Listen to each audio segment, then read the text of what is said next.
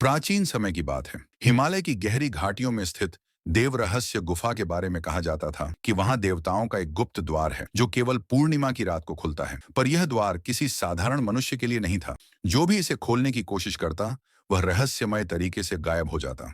सदियों से इस गुफा के बारे में कई कथाएं प्रचलित थीं। कुछ लोग कहते कि यह देवताओं की सभा का स्थान है, तो कुछ का मानना था कि इसमें अमृत छुपा हुआ है, लेकिन इसकी सच्चाई कोई नहीं जानता था। एक दिन अर्जुन नामक एक जिज्ञासु युवक ने इस रहस्य को जानने की ठानी। वह गुफा तक पहुंचा और पूर्णिमा की रात वहां पहरा देने लगा। आधी रात को जब चांद अपने चरम पर था, अचानक गुफा की दीवारों पर अजीबोगरीब चमकने वाले अक्षर उभरने लगे। ये संस्कृत में लिखे कुछ मंत्र थे जो किसी को भी समझ नहीं आ रहे थे। अर्जुन ने साहस जुटाकर मंत्र पढ़ने की कोशिश की और जैसे ही उसने मंत्र पूरा किया, गुफा की चट्टानें अलग होने लगी। एक विशाल द्वार प्रकट हुआ और उसकी रोशनी इतनी तेज थी कि अर्जुन को अपनी आंखें बंद करनी पड़ी। जब अर्जुन ने अपनी आंखें खोली तो वह एक अद्भुत स्थान पर खड़ा था। वहां स्वर्णिम आभा बिखेरते देवता विराजमान थे। वे बोले, हे वत्स, तुमने हमारी गुप्त गुफा का रहस्य खोज लिया है, परंतु यह स्थान केवल देवताओं के लिए है। तुम्हें यहाँ से लौटना होगा,